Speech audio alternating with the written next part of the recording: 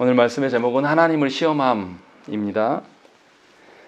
하나님께서 지난 시간에 우리가 본 본문에서 기드온을 큰 용사로 간주해 주셨습니다. 기드온이 진짜 큰 용사인지는 의문이 들지만 하나님은 기드온을 큰 용사로 간주해 주시고 그를 이스라엘의 구원자로 세우시기를 원하셨습니다.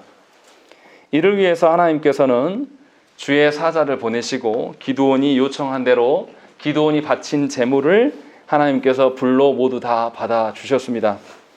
이뿐만이 아닙니다. 또한 이스라엘의 압제된 상황에 그 궁극적인 이유가 우상 숭배임을 하나님 아시고 기드온에게 이스라엘에 있는 자기 아비 집에 있는 우상 단지들을 다 제거하라고 명령하셨습니다. 그래서 궁극적인 이스라엘의 문제가 무엇이고 그것을 해결하는 일에 대해서 하나님께서 명령하셨고 이제 남은 하나님만 신뢰하면 되는 그런 상황인 거죠. 하나님께서 이렇게 예비해 두시고 이 사람을 전쟁으로 이제 부르신 거죠. 그런데 과연 오늘 본문에서 기드온은 하나님께서 확증해 주신 큰 용사다웁게 합당하게 순종을 하는 걸까요? 그렇지 않은 걸까요? 이것을 우리가 오늘 살펴야 됩니다. 저국교회의 많은 설교자들이 기드온과 300용사라고 불리우는 오늘 본문의 해석을 자기의 취향대로 해석을 해버립니다. 아주 긍정적으로 설명해서 300명의 군인으로 선발되는 과정에 집중하는 경향이 있습니다.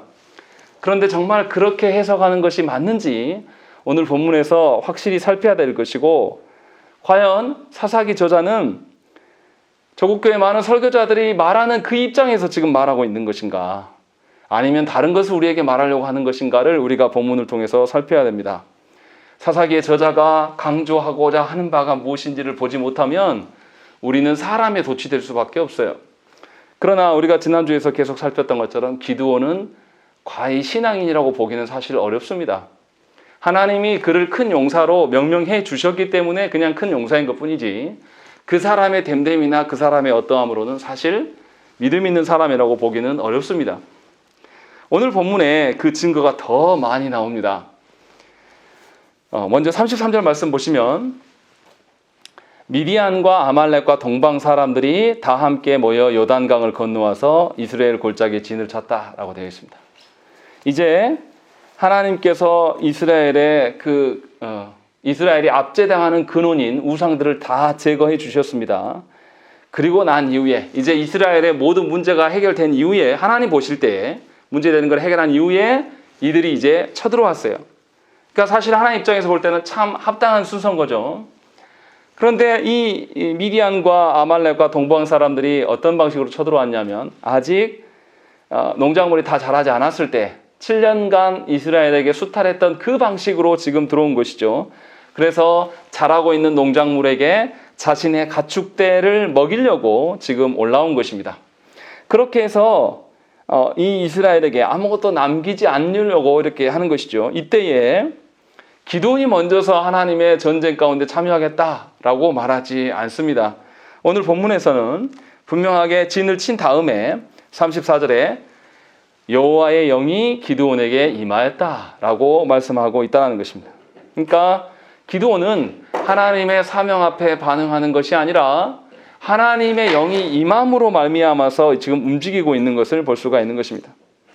하나님께서는 매사에 하나님의 말씀하심 앞에서 믿음의 반응을 보이지 않았던 이 기드온을 사용하시기 위해서 하나님의 영을 덧입혀 주고 계신 것입니다. 그 결과로 어떤 일이 일어나냐면 35절 말씀 보시면 므낫세와 아셀과 스불론과 납달리 지파가 기드온의 명령대로 전쟁에 참여하기 위하여서 모였습니다. 문제는 여기서 우리가 살펴야 될 게 하나님의 영이 누구에게 임했다. 이 뉘앙스를 잘 알아야 돼요. 사사기에서 하나님의 영이 누구에게 임했다라는 기록이 총 6번 나옵니다. 그런데 한 번을 제외하고는 아주 부정적인 기록들이에요. 3장 10절에 사사 온니엘에게 여호와의 영이 임했을 때에 온니엘은 즉시 사사가 되어 이스라엘을 구원하기 위해서 전투에 임했다라고 기록합니다. 그런데 기드온은 하나님의 영이 임했음에도 불구하고 곧바로 전투에 임하지 못합니다. 오히려 우리가 이제 이야기할 그 양털 손뭉치에 하나님의 그 이슬이 맺히느냐 안 맺히느냐로 하나님을 시험하는 그런 일들을 하는 것이죠. 또 하나님의 영이 입다에게 임했다라는 것이 11장에 나타나요. 그런데 입다는 하나님의 영을 받고 나서 뭐라고 말하냐면 자신을 마중 나오고 온 첫 사람을 하나님께 번제로 바치겠다라고 말한다는 것이죠. 하나님이 하나님의 제사를 통하여서 받으실 때에 사람 제사를, 사람을 불태워 죽이는 제사를 하나님 허락하신 적이 한 번도 없는데도 이렇게 말도 안 되는 소원을 하는 경우가 나타납니다. 또 나머지 세 번의 경우는 모두 삼손에게 하나님의 영이 임했다라는 것들이 나타나요. 그런데 하나님의 영이 임할 때마다 삼손이 뭐 하냐면 블레셋을 쳐 죽이지만 죽이고 난 이후에 바로 다시 자신의 쾌락의 자리로 돌아갑니다. 삼손은 한 번도 하나님께 정상적인 순종을 보인 자가 아니에요. 그러니까 사사기 전체에서 보면 하나님의 영이 임재하셔서 무엇인가 하나님의 이스라엘의 일들을, 구원의 일들을 이뤄가시는 것은 맞지만 매우 부정적이에요. 사사들이 보이는 태도는 하나님의 영이 임했음에도 불구하고 즉시 전투에 참여하는 것이 아니라 이 기드온 같은 경우는 하나님을 시험하면서 가지 않습니다. 입다의 경우에는 사람 번제를 드리겠다고 이야기를 하고, 삼손의 경우는 전쟁을 하지만 다시 세상의 쾌락의 자리로 즉시 돌아가는, 그러니까 하나님의 영이 임했다는 의미가 어떤 것이냐면 사사들이 불순종에 불순종을 거듭하니까 하나님께서 이들을 고치는 것이 더 중요한 게 아니라, 이들을 고치는 것은 이미 앞에 하셨어요. 기드온의 경우 같은 경우는 이것이 중요한 게 아니라 이스라엘의 구원이 더 위급해요. 그러니까 하나님께서 할 수 없이 이 사람의 됨됨이나 이 사람이 쓸만한 가치가 있는 자인가 아닌가를 살피기보다는 이스라엘의 구원을 위하여서 이에게 하나님의 영을 임하고 계심을 우리가 볼 수가 있다는 것입니다. 여기에서 우리가 생각해 봐야 할 게 있어요. 우리가 우리의 가정과 하나님께서 주신 인생을 살아갈 때, 우리의 사명을 감당해 나갈 때 하나님의 영이 임하여서 우리를 돕기를 구하는 기도를 많이 합니다. 그런데 우리가 살펴야 된 것이 뭐냐면 정말로 하나님의 뜻대로 위함인 것인지 나의 위기를 모면하기 위함인 것인지를 분명히 구별해야 한다는 것입니다. 우리는 하나님의 영을 구할 때에 우리가 하나님을 향한 태도들, 우리의 그 존재의 변화를 시키기 위해서 감사하면서 하나님께 그 하나님의 도우심을 구하는 것인지, 아니면 나에게 명령하신 이 하나님의 사명을 감당하기 힘드니까 하나님께 떠넘기려고 지금 하나님의 도우심을 구하심인지를 면밀히 살펴야 된다는 것입니다. 그렇지 아니하면 하나님의 영이 임하셔서 나를 사용하시긴 하셨지만 이 하나님의 사용하심은 나하고 상관없는 일이 될 가능성이 굉장히 높아요. 오늘 본문에 나타난 하나님의 영이 임하셔서 나타난 결과가 무엇이냐면 4개 지파가 모여서 32,000명이라는 많은 수가 모인 것은 맞아요. 그러나 하나님께서 32,000명의 사람들을 사용하시냐? 사용하지 않으신단 말이죠. 이들을 거의 다 돌려보냅니다. 그리고 300명만 남게 하는 거죠. 그 말은 뭡니까? 누구를 위하여서 사람을 불러 모으신 겁니까? 믿음 없는 기드온에게 보이기 위하여서 하나님께서 보이신 것뿐이라는 것입니다.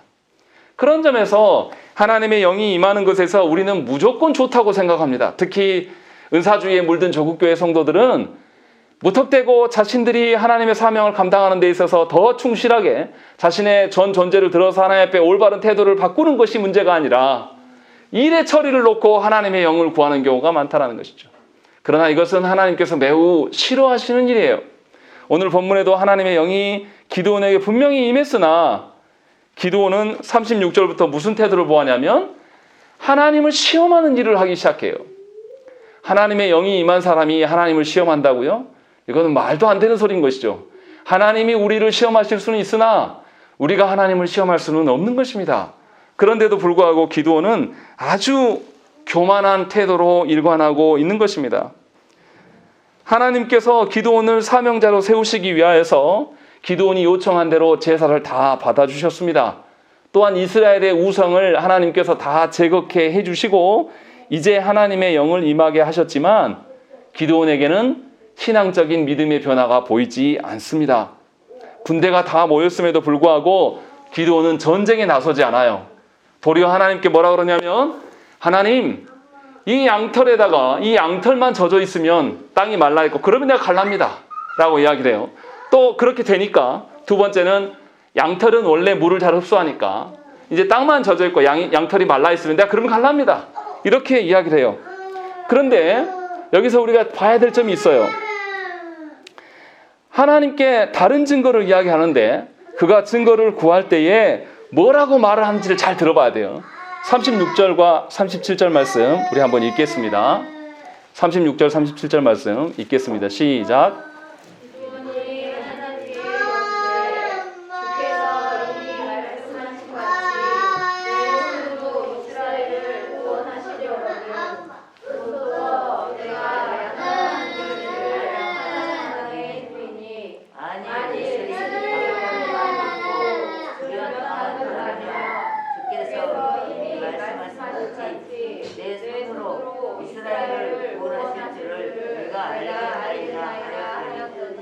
예, 이 기드온의 양털 시험을 어떤 설교자는 하나님의 그 믿음을 하나님께서 시행하실 것에 대한 증거를 찾기 위한 아주 긍정적인 것이다 라고 해석하는 분들이 있습니다. 그러나 오늘 본문에는 전혀 그렇게 말하지 않습니다. 자세히 보세요. 기드온이 하나님의 뜻을 알았습니까? 몰랐습니까? 36절과 37절에 두 번이나 나와요. 이미 말씀하심 같이 라고 되어 있어요. 하나님이 기드온에게 나타나서 말씀하심을 이 사람이 잘 압니다. 하나님의 뜻이 무엇인지를 정확히 알아요. 또 37절에도 보면 주께서 이미 말씀하심 같이 라고 되어 있는 것입니다. 그러니까 하나님의 뜻을 몰라서 이 증거를 찾는 게 아니라 하나님의 뜻은 너무나 확정적이고 확고해요. 그리고 그것이 자신에게 임하였음을 기드온이 이미 알고 있다는 것입니다. 게다가 기드온은 이것만이 아니에요. 39절에도 뭐라 그러냐면 기드온이 또 하나님께 여쭈되 주여 내게 노하지 마옵소서 내가 이번만 말하리이다 구하옵나니 내게 이번만 양털로 시험하게 하소서라고 이야기하는 것입니다. 본인이 하나님을 시험하고 있음을 본인이 알아요. 모르지 않단 말이죠. 하나님의 말씀을 이미 주셔서 자신의 사명이 무엇이며 자신이 지금 무엇을 해야 될지 이 사람이 몰라서 묻는 것이 아닙니다. 다 알고 있는데 안 나가는 거예요. 그래서 하나님의 말씀을 믿는 것이 아니라 하나님 말씀 아닌 다른 것으로 보여달라고 이야기를 하는 것입니다. 얼마나 교만합니까? 하나님의 말씀을 줘도 반응하지 않는 것입니다. 말씀보다는 우리가 원하는 것처럼 내 삶에 개입하셔서 내 가정이 형편이 좋아지고 내 자녀가 잘 되고 기독교인들이 득세하고 우리가 힘있는 그런 것으로 됐을 때 내가 하나님을 믿겠습니다. 라는 그런 태도와 다를 바가 없다는 것입니다. 이것은 신앙이 아니에요. 이것은 하나님을 기만하는 태도이고 하나님의 어떠하심을 우리의 판에 놓고 우리 방식으로 하나님을 해석하려고 하는 교만함입니다. 분명히 기드온은 이 일을 하고 있는 것이에요. 여기서 시험하다라고 쓰는 단어는 출애굽기 17장에 두 번이나 나와요. 이스라엘 백성이 르비딤에서 하나님을 시험하였다라고 기록할 때 두 번이나 언급된 똑같은 단어입니다. 이렇게 해서 하나님을 시험하려고 하나님을 평가하려는 일들을 지금 기드온이 하고 있는 것입니다. 이것이 어떻게 믿음의 행동이에요? 왜 설교자들은 그렇게 말도 안 되는 설교를 합니까? 누구에게 집중하는 것이죠? 사람에게 집중하기 때문에 그런 설교를 하고 있는 거예요. 본문은 절대 그렇게 말하지 않습니다. 그리고 더 큰 문제는 뭐냐면 사사기 전체에서 하나님께서 직접 나타나셔서 사사에게 말씀해 주신 사사는 기드온이 유일합니다. 아무도 그렇게 행하지 않아요. 기드온에게 분명히 하나님께서 직접 나타나셔서 하나님의 선하신 뜻을 몇 번이나 말씀하셨어요. 그런데 이렇게 확정적인 하나님의 격려와 확신을 경험했음에도 불구하고 기드온은 철저하게 하나님을 신뢰하지 않습니다. 오히려 고대 근동에서 행했던 이방의 종교들이 신들을 시험해요. 이방 신들이 보면 이렇게 무슨 주문을 외우면서 이게 신의 뜻입니까 아닙니까? 우리 옛날에 부채도사 생각하면 왼쪽으로 떨어지면 예수, 오른쪽 이런 식으로 하나님을 시험하는 신을 시험하는 일들을 지금 누가 하고 있냐면 기드온이 하고 있는 겁니다. 그런데 문제는 제가 말씀드리고자 하는 것은 기드온만 시험하냐 이 말이에요. 조국교 안에 있는 대다수의 성도들도 하나님을 시험합니다.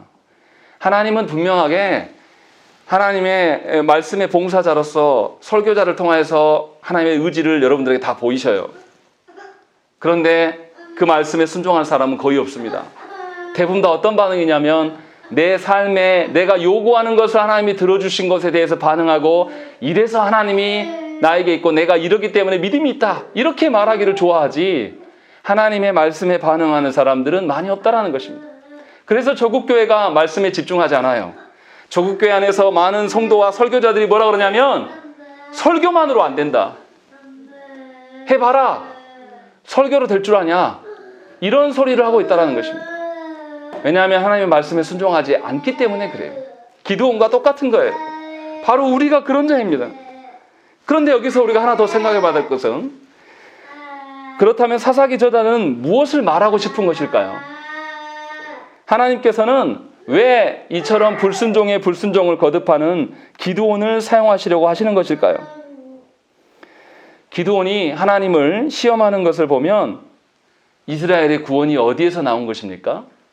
기드온의 손에서 나온 것이 아님을 확실히 알 수 있는 것입니다.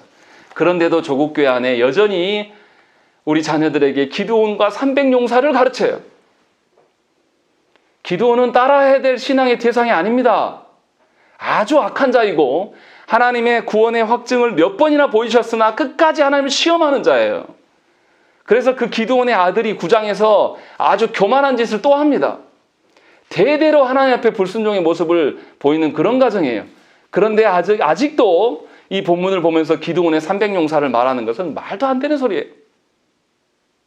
지금 분명하게 오늘 본문에서는 구원은 사람 손에 있지 않다.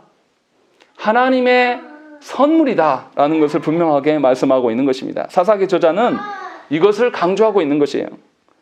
그래서 하나님께서는 불순종하고 부족하고 결함이 많은 그런 자를 사용하셔도 충분히 이스라엘을 구원하실 수 있다. 하나님이 이스라엘을 구원하심에 전혀 부족함이 없다. 이 이야기를 하고 있는 것입니다. 하나님께서는 불신앙적인 태도로 언급하시기보다는 이스라엘을 구원하시는 데 더 중점을 두고 계시기 때문에 기드온의 불신과 잘못된 신학에 대해서 문제 삼지 않으시고 당신의 일들을 진행하신다는 것입니다. 이 점에서 조국교회가 너무 놀라고 놀래야 됩니다. 우리가 어떻습니까? 우리가 정말로 조국교회가 하나님의 앞에서 하나님을 아는 바른 지식 위에 서 있습니까? 하나님을 알기 위해서 우리가 온 힘을 다해서 하나님의 뜻을 알기 위해서 있습니까? 그렇지 않아요. 하나님이 은혜 주셔서 교회가 부흥하고 성장하였는데 하나님을 아는 일에 열심을 내지 않았던 교회는 그 많은 성도들을 다 누구에게 넘겨줬어요? 전부 이단들한테 넘겨준 것입니다. 이단들의 강점이 무엇입니까? 성경 공부예요. 정통 교회들이 얼마나 안 가르치면 이단들이 성경 공부로 사람을 끌어모읍니까? 이것이 우리의 실체예요. 얼마나 조국교회 안에 신학이 뒤틀려 있고 그렇게 장자교단이라고 말하는 교단이 엉터리 같은 신학의 일들을 벌이고 그것에 대해서 우리 스스로를 돌아보지 않아요. 부끄럽게 여기지 않는단 말이죠. 일평생 목회를 했는데 성경을 모르고 신학을 모르는 것에 대해서 부끄럽지 않고 신학 논쟁은 너희나 해라. 목회는 다른 것이다. 이런 말을 하고 있는 거예요. 얼마나 참담합니까? 하나님께서 그러함에도 불구하고 우리를 교회로 불러주시고 아주 형편없으시만 교회로 유지시켜 주시는 것은 우리의 어떠함이 아니라 순전히 하나님의 어떠하심 때문이에요. 그런 점에서 우리가 우리 자신을 보면서 참회하면서 놀래야 돼요. 하나님께서 구원해 주신 것은 감사하지만 우리가 교회됨이 있어서 너무 부끄러운 것이고 하나님의 일들을 가로막는 일들로 우리가 서 있는 것이고 더군다나 하나님의 영이 우리 가운데 임재하셔서 보내셨으나 우리는 그 하나님의 영에 반응하는 것이 아니라 여전히 우리의 형편과 상황 따라서 계속 말을 하고 있는 겁니다. 누가 말씀에 반응합니까? 자기 상황 따라 움직이는 거죠. 그리고 상황 따라 움직이는 거 그럴 수 있어. 목사님이 안 아파봐서 그래. 목사님 안 겪어봐서 그래. 이런 소리 얼마나 많이 합니까? 하나님의 말씀이라고 그렇게 강조해도 그것에 대해서 반응하는 이들이 없어요.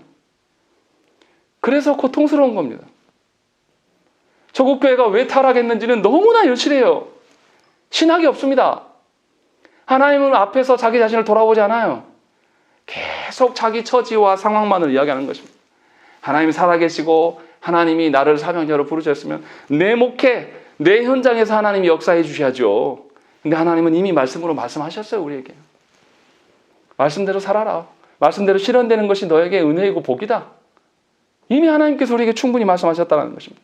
과연 우리는 하나님의 이미 말씀해 주심에 근거하여 살아가는 자인지, 아니면 하나님을 계속 시험하면서 하나님의 말씀해 주심이 진짜라면 내 새끼들에게 잘 되게 해 주십시오. 하나님의 말씀이 하심이 진짜라면 내 가정이, 내 교회가 잘 되길 바라고 기도하는 그것이 얼마나 거짓되고 교만한 일인가를 우리가 알고 회개해야 되는 것입니다. 하나님의 영을 함부로 구하는 것은 아주 위험한 일이에요. 그런데도 하나님께서는 또다시 이들을 지켜보시면서 기드온을 사용하십니다. 이제 기드온은 전쟁에 나가야 돼요. 하나님을 시험이나 2번이나 했는데 하나님이 다 참고 인내하시면서 그에게 다 원하는 대로 다 보이셨어요. 그런데 오늘 본문 7장으로 넘어가면 이제 이 군사들이 직면에 있는 것이 나오고 적군이 13만 5천 명입니다. 그리고 이스라엘은 3만 2천 명이 모여 있습니다. 숫자로 계산하면 보통 한 1대 5에 대략 1대 5에 한 명이 5명을 죽여야 돼요. 그래야지 대등한 전쟁이 될 수가 있는 것입니다. 그런데 하나님은 이렇게 불균형적인 상황에서 무슨 말씀하십니까? 2절 말씀 보시면 너를 따르는 백성이 너무 많다라고 말씀하고 계신 것이죠. 그리고 이 두려워하는 사람들을 집으로 돌려보내라고 말씀하셔요. 신명기에 이 말씀이 있습니다. 하나님의 전쟁을 참여할 때 두려워하는 자는 참여시키지 말라고 하나님 말씀하셔요. 이 말이 뭡니까? 하나님의 전쟁은 사람 수에 있다고 의미하는 것이 아니라는 거예요. 하나님의 전쟁은 하나님께서 행하시는 거예요. 다시 말하면 하나님의 전쟁은 아무나 참여할 수 있는 것이 아닙니다. 우리는 전쟁을 볼 때 어떻게 봅니까? 군사력이 얼마이고 무기가 어떻고 또 우리의 식량이 어떻고 우리를 지원하는 우방이 어떻고 이런 것을 계산해요. 그런데 하나님이 말씀하시는, 하나님이 가라고 하시는 전쟁은 하나님의 어떠하심에만 달려 있는 것입니다. 그래서 하나님을 온전히 신뢰하는 자만이 하나님의 전쟁에 참여할 수가 있는 것입니다. 교회 안에 신자로 살아가도요, 하나님의 나라에 그 일들을 세워가기 위해서 영적인 전쟁을 벌이는 사람은 하나님을 온전히 신뢰하는 자만 참여하여서 그 길을 걸어가요. 똑같이 교회 안에 있지만 자신의 처지와 상황에 파묻혀버린 사람은 그 자신의 상황과 처지에만 이야기해요. 절대 그 사람은 한 번도 하나님 나라의 영적 전쟁에 참여한 자가 아니에요. 그런데도 본인의 어떠함을 모르고 본인의 힘들만을 이야기하는 것은 사실은 하나님의 전쟁에 참여하여서 하나님의 다스리심을 모르는 자입니다. 목회자들 중에도 그래요. 자신의 교회와 자신의 어려움만을 말하는 분이 있는가 하면 굉장히 고통스럽고 어렵지만 조국교회 개혁을 위하여서 서서히 애쓰면서 끝까지 사람들의 비율을 다 맞춰가면서 개혁을 꿈꾸면서 애쓰는 분들도 있어요. 누가 하나님의 전쟁에, 누가 하나님의 사명의 전쟁에 참여한 자입니까? 오늘 본문이 그것을 이야기하는 거예요. 그래서 분명히 믿음 없이는 하나님께서 주신 교회와 교회의 사명을 감당할 수가 없습니다. 오히려 믿음 없는 자는 자신의 교회됨과 교회의 사명을 감당하는 것을 큰 짐으로 여깁니다. 그리고 굉장히 불편해해요. 제가 부교육자 때 교회 안에 있는 시집 못 간다고 그렇게 눈물 흘리던 권사님들이 사역자를 소개해 주니까 저한테 찾아와서 막 욕하더라고요. 왜 신학생을 소개해 줬냐? 목사님 책임져라. 이것이 믿음입니까? 우리의 실체가 그렇다는 거예요. 하나님의 전쟁은, 하나님의 전쟁에 참여하는 것은 믿음이 있는 사람만 특권으로 감사함으로 참여할 수가 있는 것이에요. 그렇지 않는 자는 결단코 하나님께서 보이시는 승리를 맛볼 수가 없어요. 늘 노예 상태로 이 땅의 어떠한만을 계속 노래할 수밖에 없습니다. 하나님의 영적인 전쟁을 통하여서 하나님께서 물리적으로나 영적으로나 모든 것들에 다 주관자이심을 이 하나님의 전쟁에 참여해봤어야 알죠. 모르는 사람들은 계속 자신의 어떠한만 이야기할 수밖에 없는 것입니다. 그래서 하나님께서는 하나님을 온전히 신뢰하지 않고 교만한 자들을 다 집으로 돌려보내십니다. 오직 하나님의 능력으로 모든 전쟁을 이길 수 있고 승리할 수 있음을 믿음 있는 사람들에게만 하나님께서는 보이기를 원하신다는 것입니다. 그런데 그렇다면 이 전쟁에서 승리하게 되면 누구에게 영광을 돌려야 됩니까? 하나님께만 영광을 돌려야 돼요. 그런데 자신을 드러내는 사람들이 굉장히 많습니다. 목회자들 중에도 있고요. 중직자들 중에도 굉장히 많아요. 오늘 본문에도 기드온이 그렇습니다. 기드온이 18절에 뭐라고 합니까? 7장 18절 읽겠습니다. 시작. 나와 나를 따르는 자가 다 나팔을 불거든 너희도 모든 진영 주위에서 나팔을 불며 이르기를 여호와를 위하라 기드온을 위하라 하라 하리라. 예, 기드온이 지금 뭐라고 말합니까? 여호와를 위하라만 말하지 않아요. 자신을 위함을 이야기를 하고 있는 것입니다. 이 전쟁의 승리의 원인은 하나님께 있는 것이에요. 그러면 누구에게만 영광을 돌려야 됩니까? 하나님께만 영광을 돌려야 되는 것이 맞아요. 그런데 기드온은 자신의 영광을 말하고 있는 것입니다. 뭐 하는 겁니까? 하나님의 영광을 도둑질한 거예요. 조국 교회 안에 있는 많은 직분자들이 하나님의 은혜로 불순종의 불순종과 세상의 어떠함을 따라서 살아가는 그들을 하나님이 많이 봐주셔서 그들을 사용하셨는데 그들이 뭐라고 말하냐면 나를 보라. 내가 교회 안에서 이 교회에서 내가 몇십 년을 섬겼다. 이 교회 우리 장로들이 지켰다. 이 교회 내가 개척하고 내가 세웠다. 이런 소리 하고 있는 것입니다. 하나님이 그들의 그 어떠함을 하나님이 용서하실까요? 기드온이 지금 그러고 있는 거예요. 그래서 분명히 하나님의 영광을 도둑질하고 있는 자로 지금 기드온이 서 있는 것입니다. 그런데도 아주 심각한 것은 뭐냐면 하나님이 지금 뭐하고 계시냐면 군사를 줄이고 있어요. 너무 많아서. 왜 많다고 그럽니까? 2절 말씀. 내가 그들의 손에 미디안을 넘겨주지 아니하리니 이는 이스라엘이 나를 거슬러 스스로 자랑하기를 내 손이 나를 구원하였다 할까 함이니라 라고 되어 있습니다. 분명히 하나님께서 이전에 이 기드온에게 나타나셔서 네 숫자 줄여라.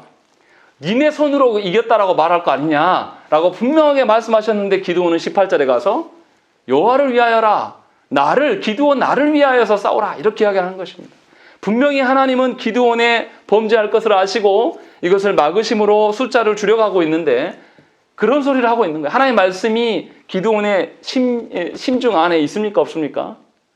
없는 거예요. 하나님이 경고하셨고 그래서 32,000명이 되는 그 군사들 중에서 22,000명을 먼저 돌려보내고 10,000명에 남은 그 군사들 중에서 300명으로 줄이고 계시는데 지금 기드온은 이렇게 행하고 있다는 것입니다.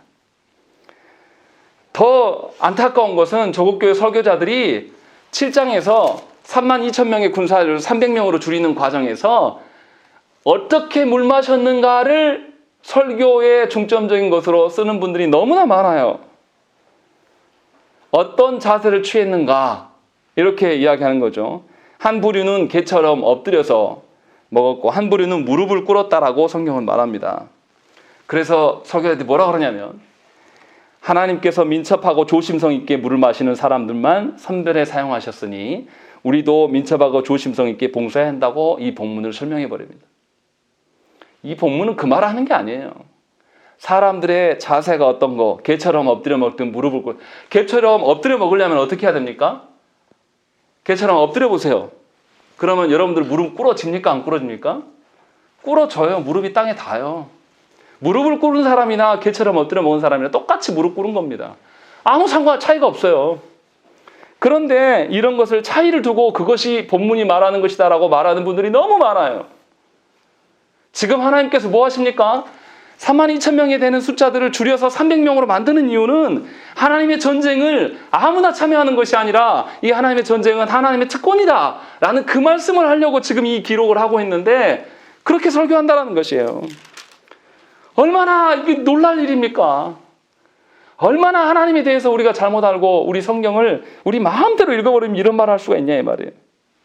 그래서 하나님 결과적으로 어떻게 만드십니까? 13만 5천 명 대 300명의 싸움이 돼요. 그럼 한 명이 이스라엘 한 명이 몇 명을 처리해야 되냐면요. 450명을 처리해야 됩니다. 이게 말이 됩니까? 그런데 하나님 이렇게 하시겠다는 거예요. 교회가 덩치가 커지고 엄청나게 많은 사람이 필요한 게 아니에요. 하나님의 구원받은 백성을 위하여서 존재하는 것이지 세상의 모든 사람을 위하여서 교회가 존재하는 것이 아니란 말이에요. 하나님께서는 분명하게 하나님의 어떠하심을 우리들에게 보이려고 하시는 거예요. 그러면 우리는 사람이 아니라 하나님의 어떠하심을 봐야 돼요. 그런데 아직도 우리는 사람 숫자를 헤아립니다. 사람의 어떠함을 바라보는 것입니다. 그래서 하나님께서는 오늘 본문에서 숫자를 줄이고 계세요. 왜냐하면 이스라엘 백성이 엄청 교만하여서 하나님의 영광을 도둑질하려고 하는 습성이 있기 때문에 그래요. 숫자에 예민하고 사람들의 힘의 논리에 아주 민감한 것이 죄인들의 속성입니다. 기드온도 마찬가지예요. 기드온이 이렇게 자신의 영광을 드러내려고 하나님의 영광을 탈취하려고 했던 그 기드온이 300명만 남겨뒀을 때 그가 어떻겠습니까? 심정이. 그렇게 하나님이 확증적으로 가라 하실 때 몇 번이고 증거를 보여주셨을 때도 안 갔던 그 사람이 300명으로 줄었을 때 성경은 말하고 있지 않지만 아마 노심초사하면서 전전긍긍했을 거예요. 아마 죽을 맛이었을 것입니다. 하나님이 이것을 너무나 잘 아셔요. 그래서 어떻게 하십니까? 친히 기드온에게 다시 말씀하셔요. 그러면서 기드온에게 적진으로 가라고 말씀하시네요. 그냥 가라고 하시는 게 아니라 어떻게 합니까? 함께 갈 그의 군사를 말씀해 주시는 거예요. 18절에 죄송합니다. 18절 14절 죄송합니다. 10절 말씀 보시면 만일 네가 내려가기를 두려워하거든 네 부하와 함께 그 진영으로 내려가서 그들이 하는 말을 들으라. 그 하는 말을 들었을 때에 그들이 어떠한 것들을 이야기할 것이다 라고 이야기를 하고 있는 것입니다. 그리고 기드온이 정말 하나님의 말씀대로 적진에 가긴 가요. 그런데 가서 무슨 이야기를 합니까? 한 병사가 꿈 이야기를 해요. 보리떡 한 덩이가 내려와서 우리의 진영을 다 파괴하더라. 그러니까 다른 사람이 뭐라고 하냐면 그 꿈을 해석합니다. 그 보리떡을 파괴한 사람이 바로 기드온이다. 하나님께서 우리 미디안을 이 이스라엘에게 넘겨서 우리가 무너질 것이다. 이런 해석을 합니다. 그런데 놀라운 일이 일어나는 것이요.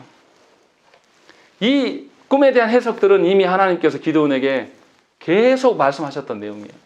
하나님이 말씀하실 때는 듣지 않았습니다. 기드온에게 하나님께서 이스라엘을 너를 통하여서 구원하실 거다라는 것을 5번이나 본문에서 말씀하셨어요. 6장 36절, 7장 2절, 7절, 9절, 14, 15절에서 계속 말씀하셨어요. 그런데 기드온이 어떻게 합니까? 하나님의 말씀 앞에서는 그가 믿지 못했습니다. 그런데 어처구니 없이도 누구 말을 듣습니까? 적들의 말을, 적들의 꿈 해석을 듣고 비로소 용기와 확신을 갖습니다. 이게 신앙입니까? 이렇게 믿음 없는 사람이 어디 있습니까? 꿈 해석을 듣고 나서 15절에 뭐라고 합니까? 기드온이 그 꿈과 해몽하는 말을 듣고 경배하며 라고 해요. 이게 참다운 경배입니까? 하나님의 말씀에는 그토록 거절하더니 세상의 어떠함에 가서 거기에서 이제서 듣고 나와서 오는 거예요. 그리고 이스라엘 진영으로 돌아와 이르되 일어나라. 여호와께서 미디안과 그 모든 진영을 너희 손에 넘겨주셨느니라. 이거 진작 했어야 돼요. 이스라엘 백성들에게 진작 하나님께서 저 미디안 백성들을 우리 손에 붙여주셨다라는 것들을 이 모인 군사들한테 진작 선언했어야 될 일이란 말이에요. 그런데 하나님의 사명을 붙은 자가 하나님을 신뢰하지 못했기 때문에 이 선포를 안 한단 말이에요. 끝까지 뭐만 이야기하냐면 세상에 나아가서 세상 사람들이 나를 인정해주나 안 해주나 세상에 어떠함이 해결되나 안 되나 그것만 붙잡고 있는 거예요. 바로 우리지 않습니까? 하나님의 말씀을 그렇게 매주 주시고 말씀을 붙잡고 기도하라고 하나님 말씀하시지만 우리가 그 말씀을 믿기 위해서 기도하는 것이 아니라 우리의 기도는 여전히 다시 세상의 어떠함, 세상의 일들이 해결되어서 내 자녀가 잘 되는 것, 세상의 일들이 해결돼서 나에게 유익이 있는 것만 우리가 구하지 않습니까? 어디가 믿음이 있어요? 그런 기도와 그런 방식으로 하나님께 사는 것이 무슨 믿음입니까? 믿음이 아니에요. 오늘 본문에서 그것을 증명해주고 있는 겁니다. 하나님이 그렇게 친히 나타나셔서 그에게 말씀하셨을 때 그는 믿지 않았어요. 계속해서 하나님을 시험했습니다. 그런데 꿈 해몽을 듣고 나서야 그때서야 움직이는 것입니다. 조국교회 성도들하고 너무 닮았어요. 하나님의 말씀을 선포할 때는 그렇게 집중하지 않고 안 듣더니 꿈꾸고 와서 이야기를 합니다. 자기가 환상을 본 거 와서 이야기를 해요. 얼마나 기가 막힙니까? 자신의 사업이 잘 돼서 그때 와서 이야기해요. 또 사업이 안 되면 안 된 대로 또 그때 와서 이야기하는, 누가 하나님의 말씀에 반응하는 사람입니까? 우리 중에 누가 하나님의 말씀에 반응하여서 살아갑니까? 그러면서도 우리가 하나님을 사랑한다고 말할 수 있습니까? 이건 신앙이 아니에요. 계속해서 나의 믿음 없음만을 이야기한 것 뿐이에요. 그런데 그것을 신앙의 여정이라고 말하지 말라라는 거예요. 제발. 그건 믿음도 아니고 뭣도 아닙니다. 계속 의심하는 거예요. 그리고 기드온은 전쟁터로 나가는데 하나님을 위해서 싸우지 않아요. 우리 아까 봤던 18절 말씀대로 기드온은 기드온을 위하라 하고 전쟁에 나가는 것이에요. 결국은 뭐 하는 것입니까? 자신의 어떠함만을 말하고 있는 것입니다. 어디가 기드온과 300용사입니까? 어디가 기드온이 믿음이 있고 신앙이 있고 참다운 사사라고 말할 수 있습니까? 그래서 사사기에서 거짓 사사로서의 대표적인 인물 중에 한 명이 기드온이에요. 기드온과 입다와 삼손은 아주 악한 사사의 전형이에요. 그런데 조국 교회 안에서는 얼마나 삼손을 칭찬하는지 몰라요. 또 기드온을 얼마나 높이 세우는지는 몰라요. 왜 높이 세웁니까? 우리와 닮아있기 때문에 그래요. 우리와 닮아서 승리만을 도취하고 싶은 거예요. 그 승리에게 하나님의 영광이 드러나는 것이 아니라 우리가 도둑질하고 싶거든요. 그 마음에 흠뻑 젖어서 그것을 말한다는 것입니다. 얼마나 이게 참담한 위치에 있는 것입니까? 더군다나 기드온이 18절에 고백하는 거 보세요. 나와 나를 따른 자가 다 나팔을 불거든 너희도 모든 진영 주위에서 나팔을 불며 이르기를 여호와를 위하라 기드온을 위하라 하라 하니라. 이게 뭐 하는 것이냐면요, 고대의 왕들이 전쟁에 나아갈 때에 길을 살리기 위해서 자신의 신의 이름을 언급할 때 나팔을 함께 뿜 붑니다. 그리고 나서 신의 그 명령이 이 왕에게 힘있다라고 해서 신의 이름을 언급한 다음에 바로 자신의 이름을 이야기하는 거예요. 지금 기드온이 뭐 하는 것입니까? 누가 왕이라고 말하는 거예요? 자신이 왕이다. 지금 이 이야기를 하고 있는 거예요. 돌려서 자기가 직접 말하지 않은 것 뿐이지만 이방 나라들의 그 방식들을 그대로 가져와 가지고 그것을 똑같이 하고 있는 거예요. 지금 하나님이 우리의 왕 되신다는 것을 인정하는 것이 아니라 내가 왕이고 내 힘으로 지금 전쟁에 나아간다, 이 이야기를 하고 있는 것입니다. 얼마나 이게 악한 일입니까? 그런데도 불구하고 이 기드온이 불신앙으로 일관하며 하나님의 영광을 지금 도둑질하고 있음에도 불구하고 사사기 저자는 다른 것을 또 이야기해요. 뭐라 그럽니까? 16절 말씀 우리 한번 읽겠습니다. 16절 읽겠습니다. 시작. 300명을 세대로 나누어 각 손에 나팔과 빈 항아리를 들이고 항아리 안에는 횃불을 감추게 하고. 예, 기드온이 본인이 세상의 왕처럼 군림하고 싶으나 군사들의 손에는 창과 무기가 없습니다. 뭐만 있냐면 나팔과 빈 항아리와 횃불만 들고 전쟁에 임하고 있다는 것입니다. 이것은 기드온과 300명의 용사들의 능력으로 전쟁에서 승리했다는 것을 말하려고 하는 것이 아니에요. 전쟁은 오직 하나님께만 속해 있고 하나님께서 개입하시면 1대 450명의 싸움도 승리로 이끄실 수 있다. 이 이야기를 지금 계속해서 이야기를 하고 있는 것입니다. 그리고 여기서 횃불이 나오는 것은 뭐냐면 이스라엘이 영적으로 아주 어두워 있어요. 그 영적의 어두움을 누구만 깨질 수 있냐? 하나님만이 우리의 빛이 되시고 희망이 될 수 있다라는 것을 사사기 저자는 우리에게 이야기를 하고 있는 것입니다. 이스라엘 자손에는 순종을 어떻게 찾아볼 수 있습니까? 그냥 이스라엘들은 전체적으로 불신 덩어리예요. 그리고 자격이 없는 자들이에요. 그러한데도 불구하고 하나님은 기드온을 그 중에서 뽑았어요. 이스라엘 중에 뽑았는데 기드온의 실체가 어떻습니까?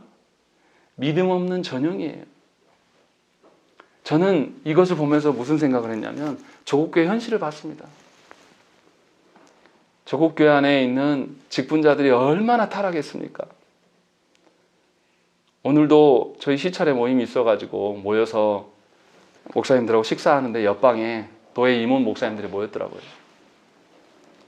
우연히 만나가지고 인사를 드렸는데 다른 교회의 분열 문제를 해결하려고 모이신 거예요.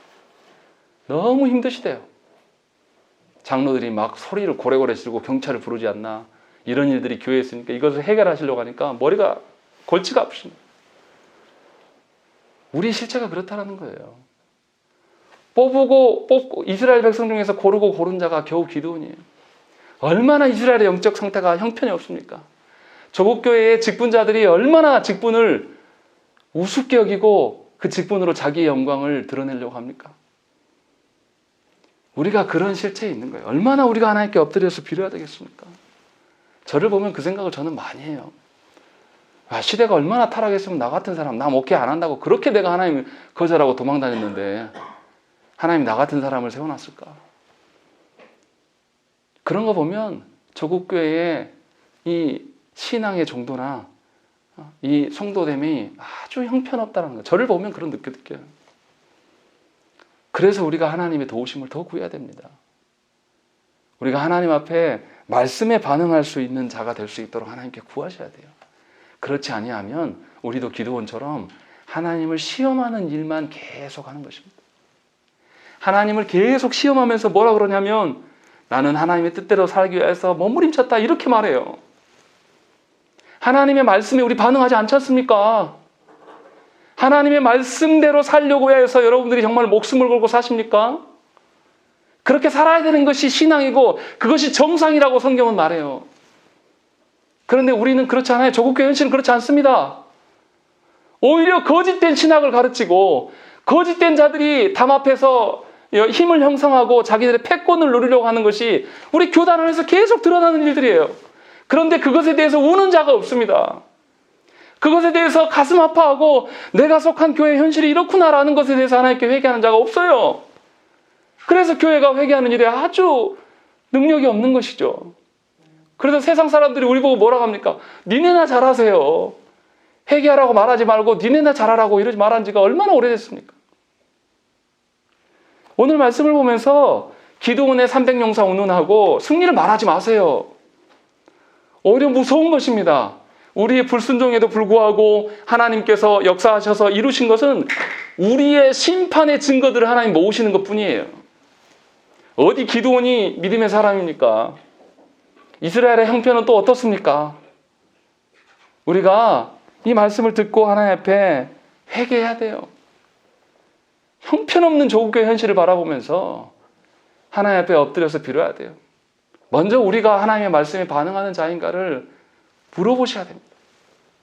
하나님의 은혜 주셔서 말씀에 반응할 수 있는 신자 되기 위해서 기도하셔야 됩니다. 그리고 두 번째로 우리가 하나님의 도우심을 구할 때에 말씀의 실현을 위하여서 구하는지를 살피셔야 돼요. 나의 유익을 위해서 구하지 마시라는 거예요. 나의 사명을 내가 못하겠으니까 하나님께 떠넘기려고 구하는 거 이런 거 하지 말라는 거예요. 내가 나의 전 존재의 변화됨과 내가 하나님을 향한 태도들을 바꾸기 위해서 하나님께 구하라는 거예요. 그렇지 않고 남 걱정할 때가 아니에요. 그리고 또 우리가 구해야 될 것이 무엇입니까? 우리가 하나님의 영광을 탈취하려고 하는 것은 아닌지 물어보셔야 됩니다. 나는 이름 없이 값 없이 그냥 하나님이 주신 곳 안에서 신실하게 살다가 아무도 알아주지 않아도 괜찮아야지 정상이에요. 우리가 그렇습니까? 사람들이 알아주지 않고 찾아와 주지 않으니까 우리가 얼마나 고통스러워합니까? 저부터가 그래요. 겨우 5년 해놓고 성도가 안 오니까 답답하고 괴로워요. 또 코로나까지 오니까 더 괴로운 거죠. 이것이 하나님 앞에서 달라져야 돼요. 그렇지 않으면 우리에게는 하나님의 어떠하심을 발견할 수가 없는 것입니다. 조국교회 안에 우리 직분자들을 위해서 기도하셔야 돼요. 정말로 하나님을 위해서 있는 것인지 나를 위해서 있는지 잘 살피고 우리가 기도하셔야 됩니다. 그렇지 않으면 우리가 교회됨은 하나님을 시험하는 일이 됩니다. 우리가 교회의 사명이라고 말하고 일하는 것들이 하나님을 도리어 시험하는 일이 될 수가 있는 것입니다. 그래서 일이 먼저가 아니에요. 하나님 앞에 우리가 어떤 존재인가를 보는 것이 훨씬 더 중요합니다. 일을 하려면 어떻게 해야 됩니까? 이것을 점검하려면 하나님의 말씀 앞에 서야 돼요. 다른 거 다 떼버리고 내 상황과 형편과 나의 어떠함을 다 내려놓고 우리 자신을 하나님의 선하신 말씀의 기준 앞에 세워야 돼요. 그래서 나의 실체가 전부 까발려져야 돼요. 폭로가 돼야 돼요. 왜 예수께서 십자가 골고다 언덕 위에 사람들이 다 보이는 그곳에 달리셨습니까? 우리의 죄악을 세상 모든 곳에 선포하고 폭로하셔서 우리의 죄악들을 도말하신 거예요. 아직도 우리의 죄악을 감추려고 나를 포장하고 내가 꽤 괜찮은 신자가 되기 위해서 살아가십니까? 그것은 회개가 아니고 신앙이 아니에요. 하나님 앞에서 분명하게 하나님의 말씀대로 내 자신을 돌아보시면서 하나님께 구하셔야 됩니다. 그렇지 아니하면 소망이 없어요. 조국 교회에 심각한 영적인 그 질병 가운데서 하나님의 선하심을 볼 수 있는 것은 하나님의 도우심밖에 없습니다. 먼저 우리가 기도해야 될 것, 여러분 영혼을 위해서 기도하십시오. 하나님을 시험하는 인생이 아니라 말씀에 반응하는 인생 되기 위하여서, 또 우리의 변화를 꿈꾸면서 하나님 앞에 우리의 태도가 변화되어져 가면서 하나님의 도우심을 구하는 여러분 되시기를 간절히 축원합니다. 함께 기도하겠습니다.